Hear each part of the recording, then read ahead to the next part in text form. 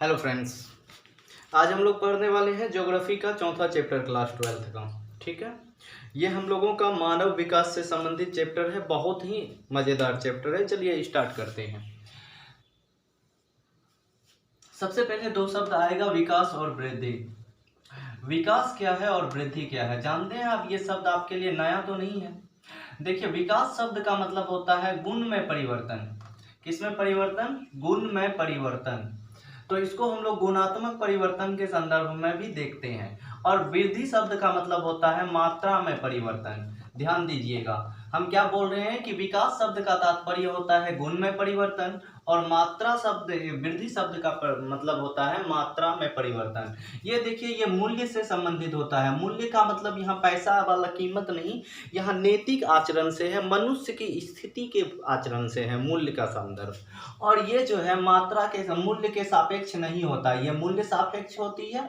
कौन तुम्हारा मूल्य सापेक्ष हो जाता है? विकास। और ये मूल्य सापेक्ष नहीं होती है। ठीक है, तो आपको समझ में आ गया होगा। विकास शब्द का तात्पर्य होता है कि मनुष्य के जीवन की गुणवत्ता में परिवर्तन, यह मूल्य के सापेक्ष में होती है। जबकि वृद्धि शब्द का तात्पर्य होता है कि मात्रा में परिवर्तन, और यह मूल्य के सापेक्ष में नहीं होती है। ऐसे समझिए, कोई शहर है ए, इस शहर की जनसंख्या एक साल 1 लाख थी, ठीक है, और दूसरे साल इस शहर की जनसंख्या 5 साल बाद 1.5 लाख हो गई। ठीक है, तो 5 साल में जो बदला जनसंख्या का 1 लाख से 1.5 लाख हो गई, तो इसकी वृद्धि हुई। यहाँ बोलेंगे क्या हुआ? वृद्धि हुआ। अगर इस देश यानी इस शहर में लोगों की रहने की सुविधा में वृद्धि हो, अच्छी गुणवत्ता में परिवर्तन हो गया, मतलब कच्चे मकान से पक्के मकान हो गए, सड़क में अच्छी बनावट में आ गई, बिजली की सुविधा आ गई, पानी की सुविधा आ गई, तो हम बोलेंगे विकास है।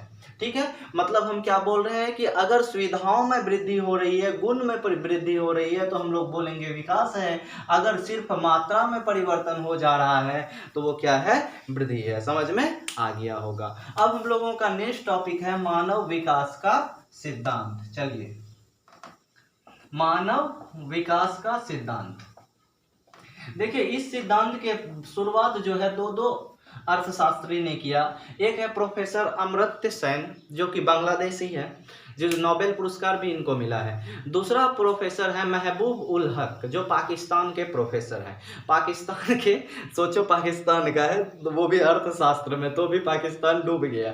तो पाकिस्तान के अर्थशास्त्री महबूब उल हक ने मानव विकास का सिद्धांत का प्रतिपादन किया। तो अगर प्रतिपादन के रूप में बोले, शुरुआत तो दोनों ने मिलकर की थी, लेकिन प्रतिपादन किसने किया है? महबूब उल हक ने। किस देश का है ये?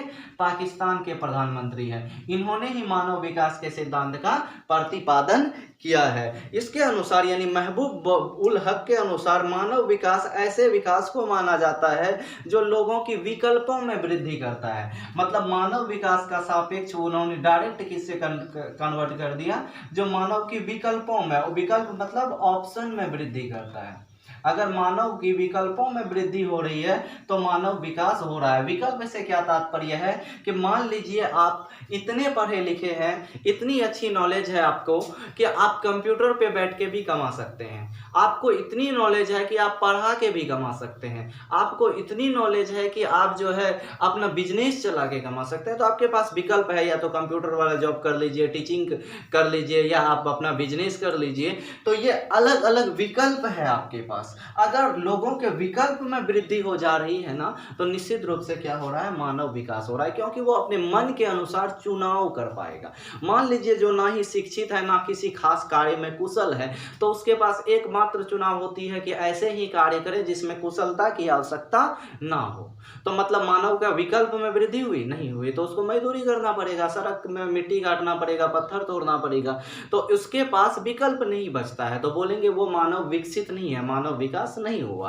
तो मानव विकास का क्या तात्पर्य हो गया? यदि लोगों के विकल्प में वृद्धि होती है तो उसको हम लोग क्या कहते हैं? मानव विकास कहते हैं। और ऐसे विकल्प जो उसके जीवन में सुधार लाता। ठीक है, तो मानव के विकल्प में वृद्धि हो और ऐसे विकल्प में वृद्धि हो जो उसके जीवन में सुधार लाता हो, उसको हम लोग मानव विकास कहते हैं। इसका सिद्धांत महबूब उल हक ने पारित किया। देखो, इसकी उद्देश्य होती है ऐसी दशाओं का उत्पन्न करना। मतलब मानव विकास विकल्प में वृद्धि क्यों करें? इससे ये होगा कि मानव के अंदर, मानव के लिए ऐसी स्थिति उत्पन्न हो जाएगी कि वो सार्थक जीवन जी सके। अब यहाँ सार्थक जीवन का तात्पर्य लंबा जीवन से नहीं होता है। सार्थक जीवन का तात्पर्य होता है एक उचित जीवन से, जहाँ की मनुष्य में संसाधन तक पहुँच हो, इतनी पैसा हो कि वो अपनी इच्छित वस्तु खरीद सके, स्वास्थ्य तक पहुँच हो, अगर तबीयत खराब हो तो डॉक्टर तक पहुँच सके। ये इसके के पास क्या है, विकल्प वाली स्थिति हो जाती है। तो मतलब मूल उद्देश्य इनका होना है सार्थक जीवन का को जीना, मानव विकास का। अब मानव विकास के प्रमुख संघटक कौन कौन है, तो ध्यान दीजिएगा। तो हम लोग नेक्स्ट टॉपिक पे आ गए। ये टॉपिक है मानव विकास के संगठन, ठीक है। तो मानव विकास के संघटक बोलेंगे या स्तंभ बोलेंगे कि कौन कौन से स्तंभ हैं, तो ध्यान दीजिएगा। मानव विकास के घटक या इसी को बोलेंगे स्तंभ। तो मानव विकास के घटक या स्तंभ 4 स्तंभ हैं। हम बोल सकते हैं कि मानव विकास के स्तंभों को 4 प्रमुख घटक है या 4 प्रमुख स्तंभ हैं। पहला है समता। समता का क्या तात्पर्य हो गया, आप जानते हैं कि समता का आशय होता है प्रत्येक व्यक्ति को उपलब्ध अवसरों में समान पहुंच होनी चाहिए। उपलब्ध अवसर, मान लीजिए अगर स्कूल खुला हुआ है किसी क्षेत्र में, तो उस क्षेत्र के प्रत्येक बच्चे को उस स्कूल तक पहुंच है। मतलब क्या कि उसके घर से इतनी क्षमता है कि स्कूल में एडमिशन करवा सके, उसके लिए मतलब पढ़ने की सारी सुविधाएं उपलब्ध करवा सके, उसको ना लिंग के आधार पर भेदभाव किया जा रहा हो, ना भाषा के आधार पर, ना जाति के आधार पर भेदभाव किया जा रहा हो, तो इसको हम लोग बोलेंगे समता। मतलब क्या है, संसाधनों तक प्रत्येक का पहुंच क्या कहलाएगा, समता कहलाएगा। संसाधनों तक प्रत्येक का पहुंच अगर हो जाए तो क्या कहलाता है, समता कहलाता है। इस पहुंच में किसी भी आधार पर भेदभाव नहीं होना चाहिए, लिंग, भाषा, रंग, जाति, किसी भी आधार पर। तो ये पहला स्तंभ है। हम बताएं कितने स्तंभ होंगे मानव विकास के, 4 स्तंभ होंगे, जिसमें से पहला स्तंभ है समता। दूसरा स्तंभ है सतत पोषणीयता। सतत पोषणीयता को निर्वहनता भी बोलते हैं। सतत पोषणीयता या निर्वहन बोलिए, निर्वहन, ठीक है। तो सतत पोषणीयता का मतलब होता है कि उपलब्ध साधनों का ऐसा उपयोग ताकि भविष्य की पीढ़ी के लिए भी रह सके। भविष्य के पीढ़ी यानी आने वाले पीढ़ी को ध्यान में रखकर अगर हम संसाधन का उपयोग कर रहे हैं, ताकि क्या हो सके, आने वाले पीढ़ी के लिए भी हम संसाधन को छोड़ कर जाएं, ये हमारा क्या कहलाएगा, सतत पोषणीयता कहलाता है। मतलब क्या समझिए कि पर्यावरण में जो भी चीजें उपलब्ध है उसका हम खुद ही नहीं उपयोग कर लेते हैं, हम आने वाली पीढ़ी के लिए भी कुछ चीजों को छोड़ देते हैं, तो ये स्थिति क्या कहलाएगी, सतत पोषणीयता कहलाएगी। मतलब अपनी जरूरतों को भी पूरा करना है, लेकिन भावी पीढ़ी की आवश्यकताओं को भी ध्यान में रखना है। देखिए अगर आप एक पेड़ काट रहे हैं तो बदले में एक पेड़ लगा दे रहे हैं, 2 पेड़ लगा दे रहे हैं, तो क्या कहलाएगा, सतत पोषणीयता कहलाएगा। अगला है तीसरा स्तंभ इसका, उत्पादकता।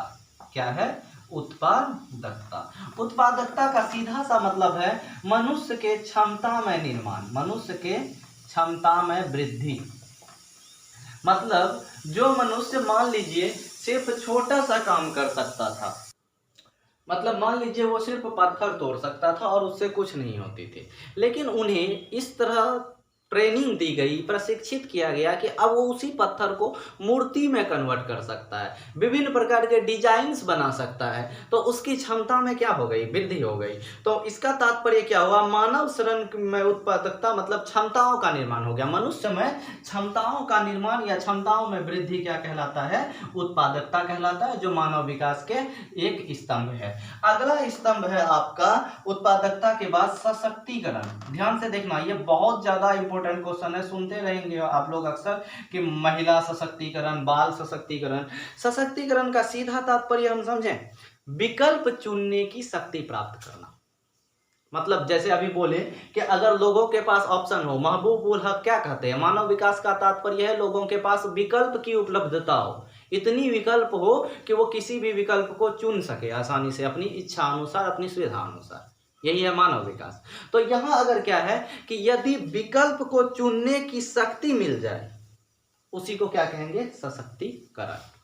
इसको ऐसे समझिए, आप लोगों की भाषा में समझा देते हैं। एक लड़की है सीता, ठीक है, उनको 4 लड़के उसके आसपास हैं जो बहुत ही इंपॉर्टेंट है, ABCD। अब इनको उनके मम्मी पापा उनको इतनी स्वतंत्रता दी हुई है कि अपने लिए वर का चयन इन चारों में से कोई भी कर सके, अथवा अगर कोई 5वां है तो उनको भी कर सके। तो इसका मतलब सीता का सशक्तिकरण हो गया किस संदर्भ में, अपने महबूब या अपनी जीवन साथी के चुनाव के संदर्भ में, ठीक है। तो ये देखिए अलग अलग एग्जांपल देना पड़ जाता है आप लोगों को। तो सशक्तिकरण का क्या मतलब हुआ कि आपके पास जो भी ऑप्शन है उस ऑप्शन को चुनने की शक्ति हो। अब इसके संदर्भ में आइए मजाक से हटके कि मान लीजिए आपके पास आपके देश में आपके राज्य में सॉफ्टवेयर इंजीनियर की 100 सीट खाली है और आप जो है सॉफ्टवेयर इंजीनियर है ही नहीं, तो आपके पास शक्ति हुआ, आप सशक्त नहीं हुए उस क्षेत्र में। अब हर कोई हर चीज तो नहीं हो सकता ना, तो मतलब आपके पास उपलब्ध विकल्प जो है उस विकल्प को चुनने की शक्ति अगर आप में है तो क्या कहलाएगा, सशक्तिकरण कहलाता है। तो विकल्प को चुनने की शक्ति प्राप्त करना सशक्तिकरण कहलाती है। ऐसी शक्ति बढ़ती हुई स्वतंत्रता और क्षमता से ही आती है। अगर लोगों की क्षमता और स्वतंत्रता बढ़ रहा है तो उसमें इस प्रकार की शक्तियां आ जाती है। तो सशक्तिकरण समझ में आ गया। विकल्प चुनने की शक्ति प्राप्त करना, विकल्प चुनने की शक्ति प्राप्त करना, ठीक है, ये क्या कहलाता है, सशक्तिकरण कहलाता है, जो कहां से आएगी, स्वतंत्रता और क्षमता से आएगी। अब हम लोग पढ़ने वाले हैं अलग अलग उपागम। चलिए आगे बढ़ते हैं। मानव विकास के उपागम। उपागम का क्या तात्पर्य होता है कि मानव विकास की समस्याओं को देखने का तरीका, यानी मानव विकास की जो समस्या है उसको देखने की तरीका। तो समस्या को देखने का जो भी तरीका होगा वो क्या कहलाएगा, उपागम कहलाता है। देखने का तरीका, तो तरीका देखिए, उपागम का क्या तात्पर्य है, सीधा से तरीका। तो मानव विकास को देखने का जो भी तरीका है वो क्या कहलाता है, उपागम कहलाता है। तो आपके बुक में 4 प्रकार के उपागम है, बहुत सारे हैं, इसमें से 4 प्रमुख दिया हुआ है। तो अब जरा देखिए, पहला है आय उपागम। आय उपागम, इससे मानव के विकास उसके आय से जोड़कर देखा जाता है। मतलब अगर व्यक्ति की आय अधिक है तो निश्चित रूप से वो खर्च करने के लिए पैसे उसके पास अधिक है तो वो क्या होंगे, विकसित होंगे। अगर आय कम है तो क्या हो गया, उनके पास व्यय करने की क्षमता भी कम होगा, तो ये आय उपागम आ जाती है। कल्याण उपागम ये सरकार से संबंधित है। किस देश की सरकार जो है मनुष्य की यानी अपनी जनता की शिक्षा में, स्वास्थ्य में और उसकी जीवन शैली में खर्च करता है। शिक्षा, स्वास्थ्य और जीवन शैली, रहन सहन में कितना ज्यादा खर्च करता है सरकार द्वारा, किसमें बोले, शिक्षा, स्वास्थ्य, उसके बाद उसके रहने की व्यवस्था, आवास बोल सकते हैं।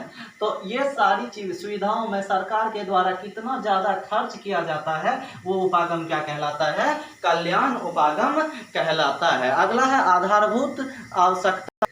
यहाँ पर आधारभूत आवश्यकता उपागम को जो समझिए, इसमें ILO इंटरनेशनल लेबर ऑर्गेनाइजेशन, मतलब अंतर्राष्ट्रीय श्रम संगठन, क्या बोल रहे हैं, अंतर्राष्ट्रीय श्रम संगठन, ILO द्वारा ये उपागम की चर्चा की गई है। इसमें 6 प्रकार की सुविधा, 6 सुविधा देख लीजिए एक एक करके आप, क्या क्या हो सकती है, स्वास्थ्य, शिक्षा, भोजन, 3 चीज तो चाहिए, स्वास्थ्य अच्छा होना चाहिए, शिक्षा मिलना चाहिए, भोजन मिलनी चाहिए, 3 हो गई, और 3 जल आपूर्ति, मतलब जल, स्वच्छता और आवास। तो इसको ऐसे समझ लो, भोजन, वस्त्र, आवास, 3 चीज तो चाहिए ही, चौथा क्या चाहिए, शिक्षा, भोजन के साथ पानी, 5 हो गया, उसके बाद क्या चाहिए, साफ सफाई, ठीक है। तो ये 6 चीजों के आधार पर किया गया है। क्षमता उपागम ये प्रोफेसर अमर्त्य सेन से जोड़ा जाता है, इन्होंने ही इस सिद्धांत को दिया है। क्षमता उपागम का मतलब होता है परचेजिंग शक्ति, मतलब किसी के पास खरीदने की क्षमता, ठीक है,